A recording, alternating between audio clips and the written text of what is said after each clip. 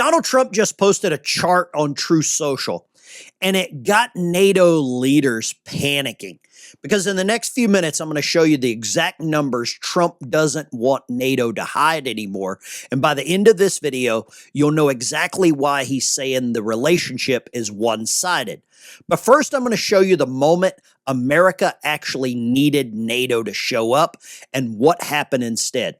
And here's the twist nobody's talking about.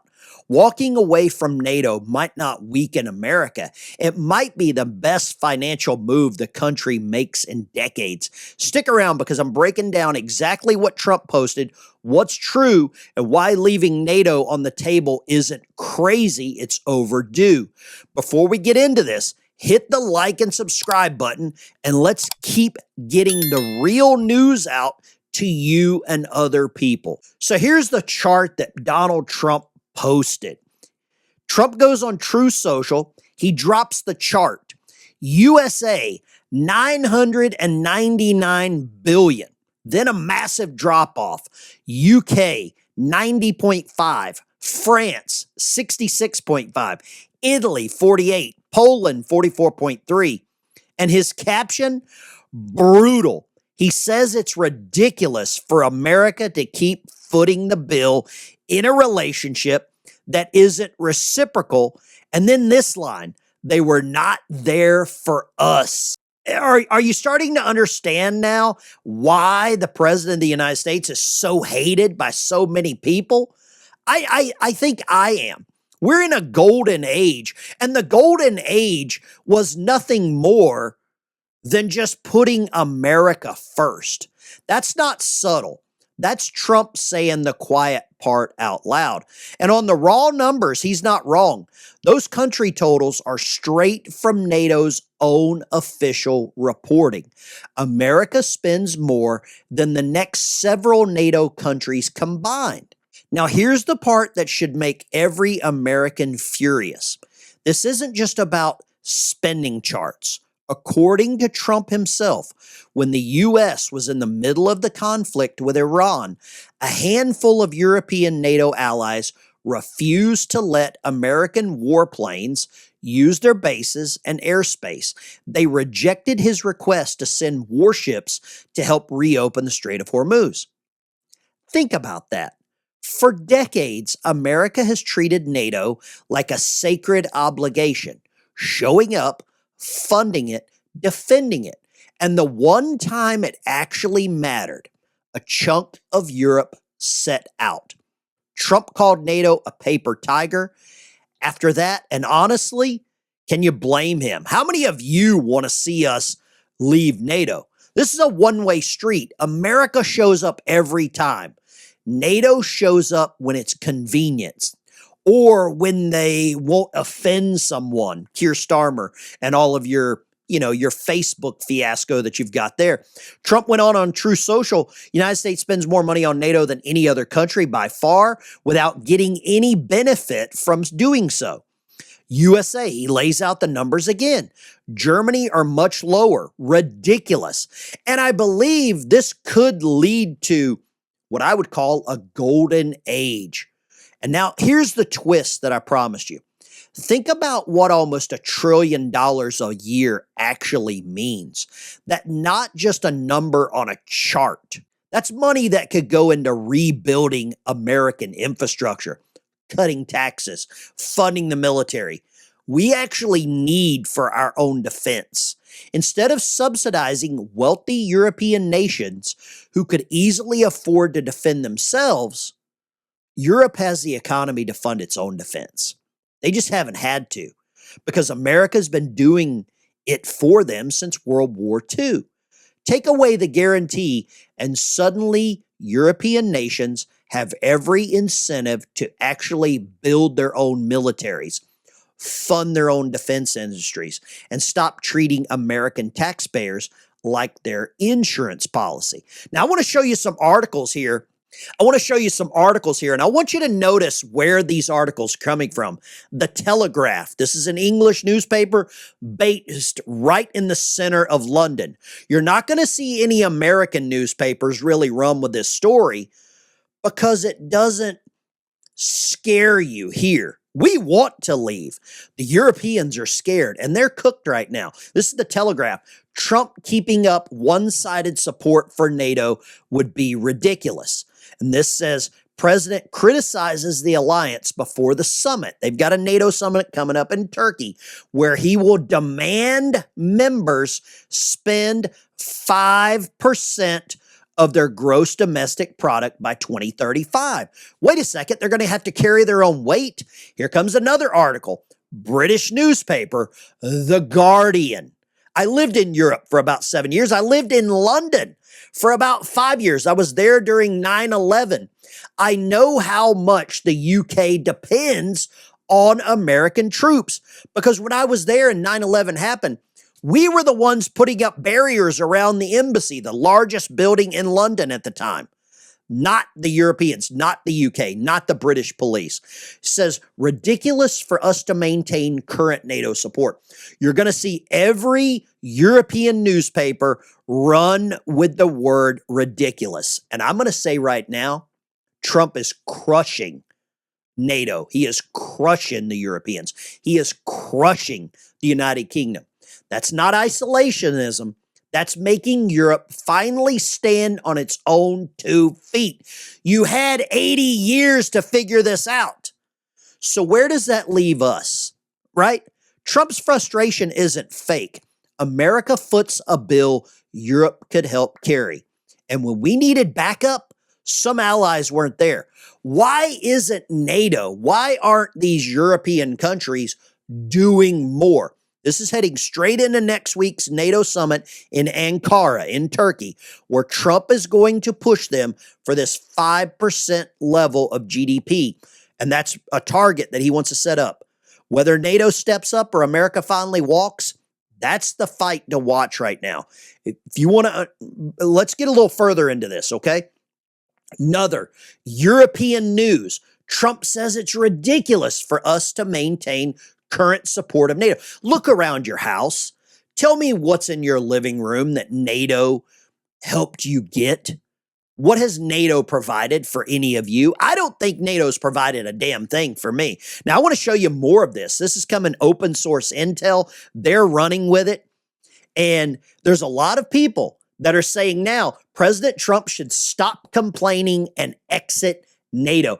I'm on the get out of NATO train myself, because I've seen firsthand what they don't do for us. And they don't do very much at all. Now, here is the big payoff, okay?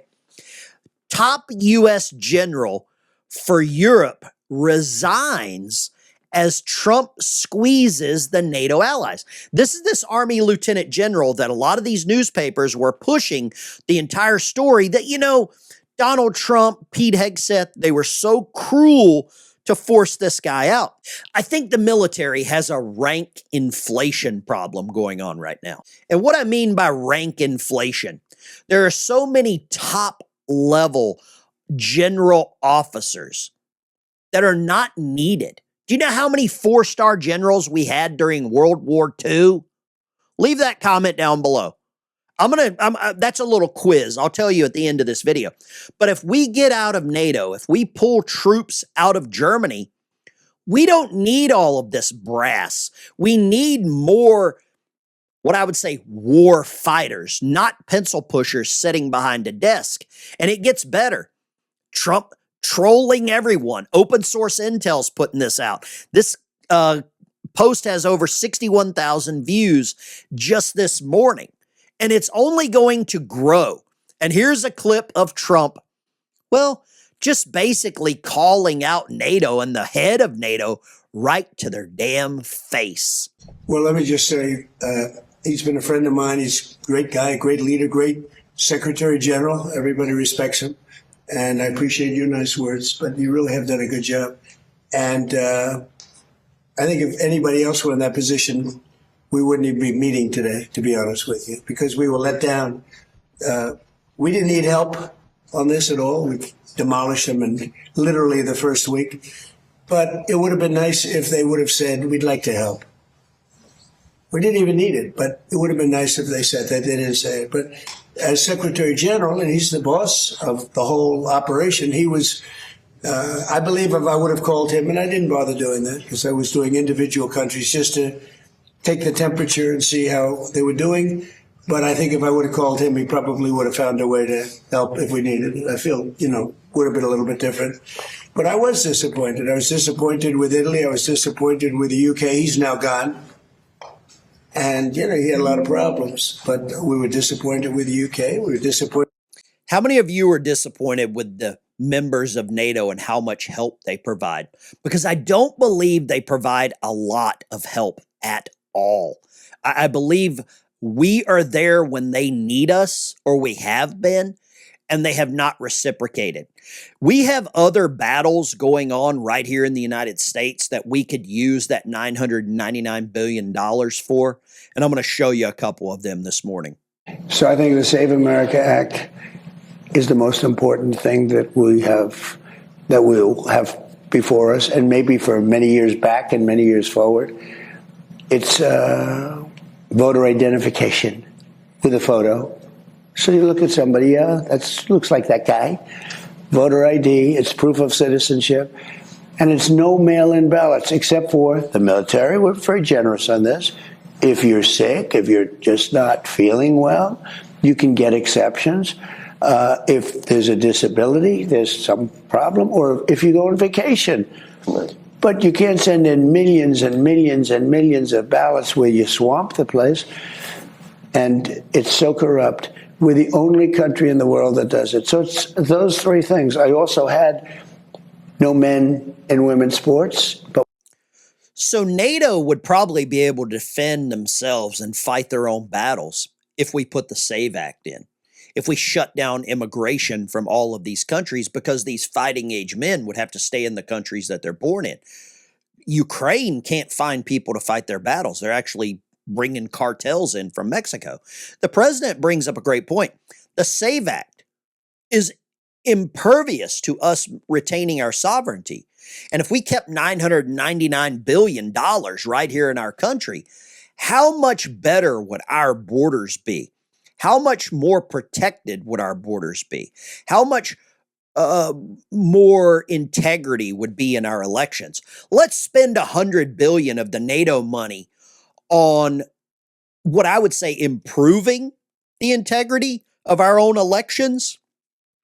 Think about how much you could do with $999 billion right here in America. Roads, infrastructure, election integrity, law enforcement. It'd be so much better. I'm going to show you something else here. The Donald Trump he's basically putting the ownership on the Republicans. The three things. You let it go, the housing, you let you and Peter let it. So nobody knows more about housing than I do. I made billions and billions of dollars with housing, and I know exactly what they've done. They made maybe zoning easier, but maybe they made it tougher without knowing it. It's very complex stuff. But the housing bill is fine. There's a lot of Democrat points in there that I don't even think are good. But it's fine. But I've made the case. I'd rather not sign anything until we sign the Save America Act. You think that's the highest priority right now? Nothing else matters. Cut off NATO, use the money to improve our elections, to make our elections fair, free, honest, and working for everyone that's an American citizen. And I'm all for Donald Trump not signing the housing bill. I'd love to get your opinion. Leave a comment down below. What's more important to you, the housing bill or the Save America Act? I think if you deport 150, 200,000 illegals a day, there's a lot of housing that's going to open up. It's probably going to need to be cleaned up, but it's going to open up. Now, Donald Trump just said that he wants Bill Pulte to declassify everything. Says declassify anything you want. And a day after he said to declassify anything we want, we get a post here from John Ratliff, the current CIA director. Says a security officer assisting in recovery operations at the World Trade Center pulled this flag from the wreckage 10 days after the forces of terror struck the nation on 9/11. We're coming up on the 25-year anniversary. Now, is this alluding to something that we are maybe unprepared for? Could John Ratliff and Bill Pulte be bringing out some information about the 9/11 attack that has been classified, that's been hidden, that's been, kept from the American people? This is not without coincidence, and I don't believe in coincidences. Another big thing coming out right now, this is huge. We know the Save America Act is impervious to our Constitution, but we know also that the Supreme Court tried to, hamstring what we want here in America. And there's information coming out now. More details are emerging about Amy Coney Barrett, the Supreme Court justice that doesn't really work for America. Her book deal, May 4th, 2026, Coney Barrett spoke at the George W. Bush Presidential Library about her book, Listening to the Law, Reflections on Court and Construction. The event was moderated by Bush Center President and CEO Shiloh Brooks. Her 2021 book deal was reported as a $2 million advance. Now, more information is coming out about Amy Coney Barrett's father, Michael Coney, worked for 29 years as an attorney for Shell Oil. Are we starting to connect some dots here? Justice Amy Coney Barrett book event.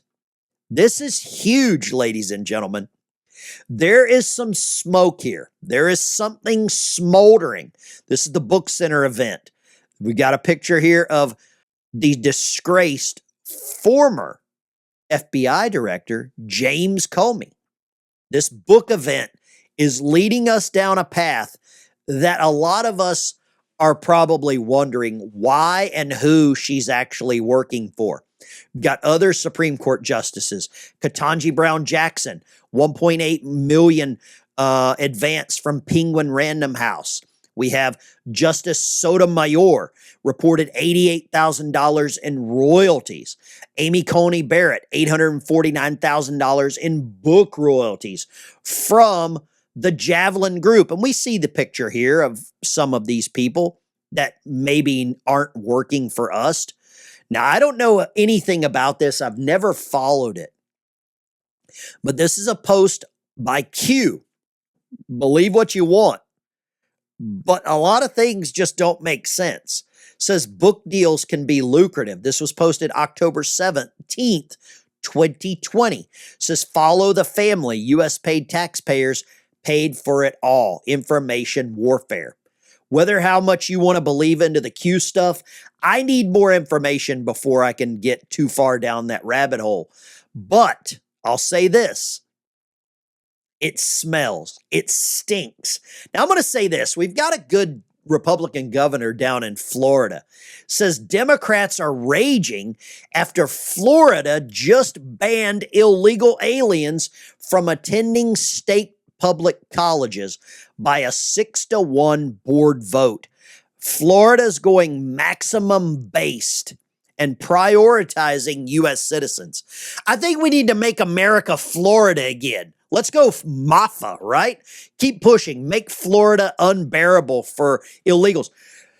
Ron DeSantis is making a case for a cabinet position or maybe something bigger than that in the future by what he's doing in Florida. This week, the Florida Board of Education approved 2 new policy changes that would ban undocumented students from attending Florida's 28 public colleges and adult educational programs. All in favor, say aye. Aye. All but one Board of Education member voted on the change, a move that now has Florida students and immigrant communities pushing back. They volunteered, they worked, they took AP classes, they showed up. I don't care if they volunteered. I don't care if they worked. I don't care if they took AP classes. You have criminal, migrant, illegal aliens filling a chair at a desk that an American student should have. They should be at the back of the bus. I'm sorry to go Selma on you, but that's where criminal migrants need to be. Number one, they shouldn't be here. Number two, they shouldn't get state subsidized funding to go to college and get college degrees on my dime and your dime so that they can take a damn better job than an American student. Up for this state in every single way, and we made a promise to them. And now we are telling them that the finish line has been moved. Advocates say the impact wouldn't just be felt by students. They argued the change could cost the college system an estimated $15 million in lost tuition and fees. The proposed I don't care. These are cesspools. These are indoctrination camps. They are not institutes of higher learning anymore. They are brainwashing children.